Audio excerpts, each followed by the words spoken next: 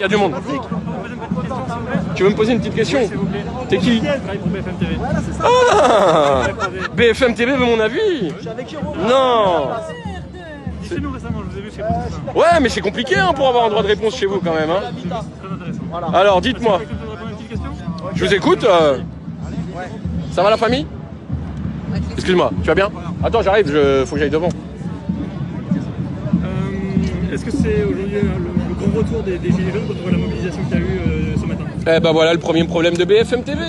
Les Gilets jaunes n'ont jamais disparu. Il n'y a pas forcément un retour. Venez le samedi, venez tous les samedis.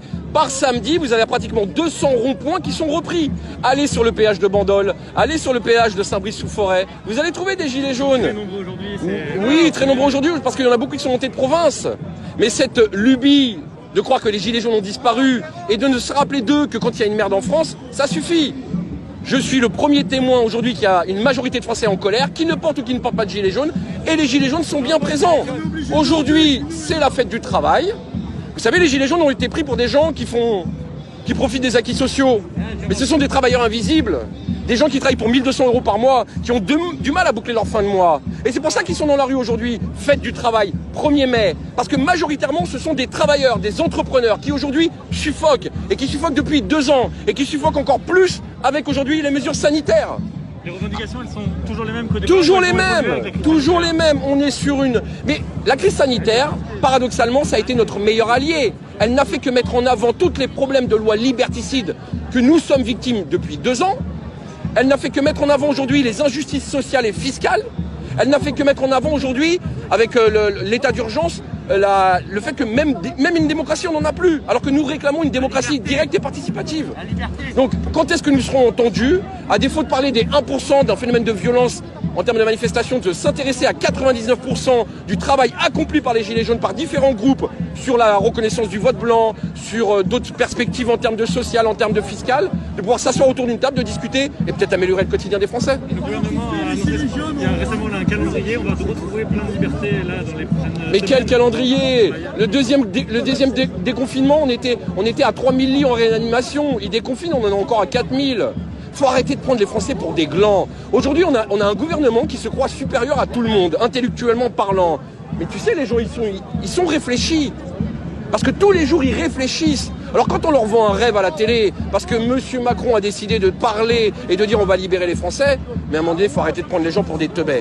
Moi, personnellement, on continue à vivre normalement. Hein. Si les promesses sont tenues, fin juin, ça devrait aller beaucoup. Mais des promesses. Ça va aider le mouvement des Gilets jaunes à repartir avec des chiffres de mobilisation comme on a eu en 2019. Le virus d'un homme politique, c'est la promesse. D'accord? Les promesses n'engagent que ceux qui les reçoivent. Dans l'absolu aujourd'hui. Mais non, mais attention, personne ne maîtrise le dossier. Sauf qu'aujourd'hui, il faut s'intéresser aux gens qui souffrent. Il y a des exemples dans d'autres pays qui se passent. Pourquoi nous, on se compare toujours comme quoi on est les meilleurs alors qu'on n'est pas du tout les meilleurs? Il y a de la désinformation, il y a un manque... Tu sais, à un moment donné, c'est simple. Si j'ai une demande à faire au gouvernement, un peu plus de pédagogie sur le Covid. De la pédagogie, à défaut de la répression.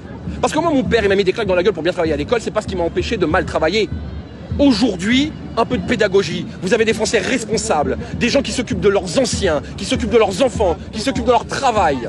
Un peu de pédagogie et je te garantis qu'on n'aura pas besoin de se prendre à la fois des 135 € d'amende ou des comptes tourfins dans la tronche. Alors justement, l'attestation, la restriction des 10 km... On n'a pas besoin de ça. Ça va sauter là, ça mais tant mieux, moi je veux dire... Est-ce que vous pensez que ça va favoriser le mouvement et de retrouver un mouvement des Gilets jaunes d'une ampleur comme on a pu connaître la seule chose qui favorisera aujourd'hui le gouvernement, c'est chaque connerie, pas le gouvernement, le mouvement des Gilets jaunes, c'est chaque connerie que met en place le gouvernement. Le gouvernement n'est que l'essence de tout ce moteur qui nous fait avancer aujourd'hui à l'encontre de ces décisions, qu'il nous donne le bon gasoil, qu'il nous donne la bonne essence, pour que l'ensemble des Français puissent vivre correctement, et les marches s'arrêteront. On veut juste que les gens soient heureux, reconnus, personnalisés. On n'est pas des machines, on n'est pas des numéros, on n'est pas des poches à fric. Alors à défaut de tous les experts que vous avez sur vos plateaux de télé, qui soi-disant, les Gilets jaunes veulent ruiner la France, non, non, non, non, non. Les Gilets jaunes veulent rétablir l'économie de la poche des Français, pas celle des plus riches. Il y a plusieurs échéances électorales, les régionales. Mais malheureusement, on est mal gouverné. Ça vous intéresse de vous lancer dans une candidature politique? Je suis pas là pour parler de moi. on est là pour parler des Gilets jaunes. Les Gilets jaunes se sont déjà inscrits sur des municipales avec des listes citoyennes.